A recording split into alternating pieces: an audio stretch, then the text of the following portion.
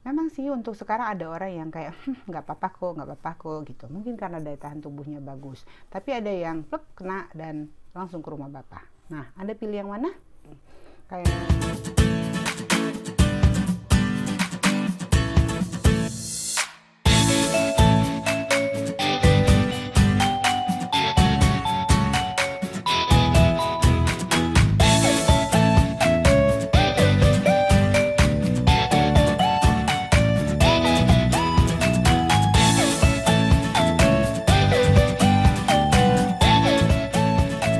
hai semua, apa kabar? Jumpa lagi dengan saya Tina di Tina Jilivando Channel. Hari ini 20 Desember 2020. Wah, keren ya 20-nya 3 biji. Ponakan saya ulang tahun.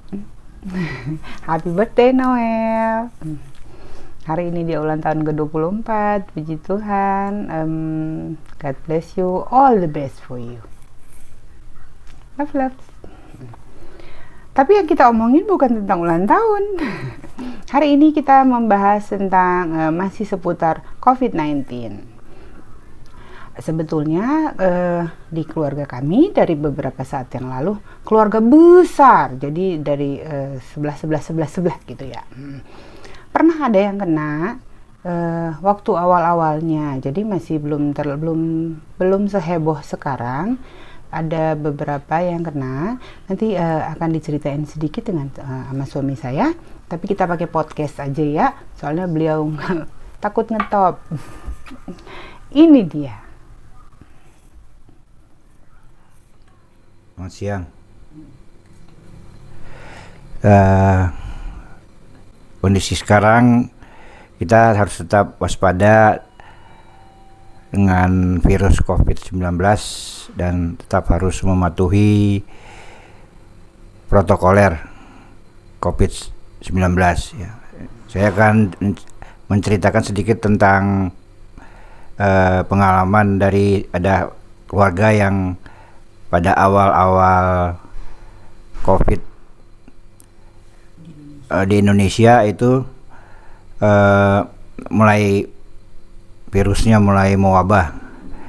Jadi ada 3 keluarga yang akhirnya harus dirawat di rumah sakit karena reaktif atau yang positif COVID-19.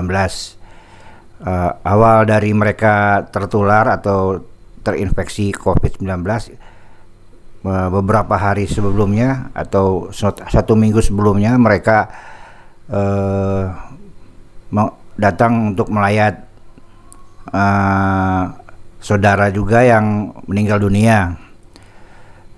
Kondisi pada saat itu memang belum seperti sekarang, orang masih kalau ada yang meninggal masih datang, masih bikin acara dimana mereka ya bersalaman, cipika-cipiki, apalagi kebetulan keluarga ini udah lumayan sepuh, jadi sangat dihormati sehingga bertemu dengan keluarga-keluarga lain.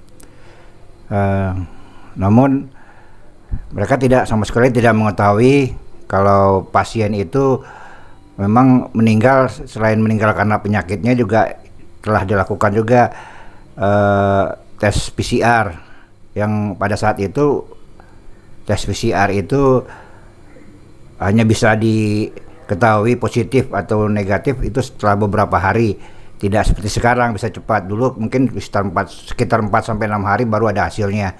Namun sebelum hasilnya itu keluar, yang bersangkutan telah dipanggil Tuhan, sehingga semua menganggap dia meninggal karena sakitnya.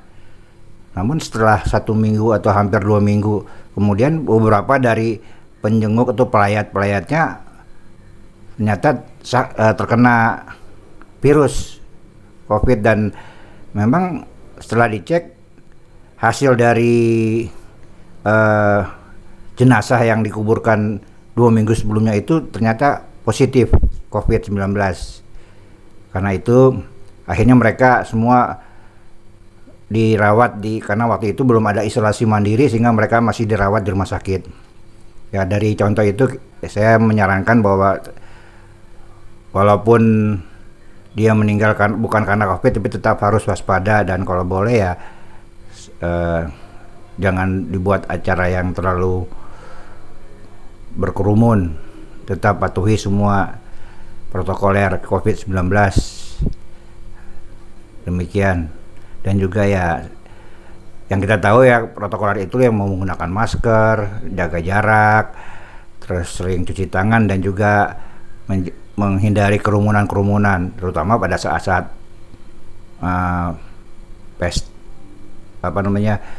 melayat, atau mungkin ada perayaan-perayaan lain seperti pernikahan dan lain yang pasti berkerumun, harus dihindari.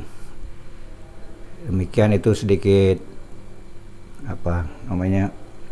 mungkin kesaksian dari saya tentang keluarga yang saat ini mereka semua sudah sehat. Puji Tuhan, mereka semua sehat-sehat seperti sedia kala. Terima kasih.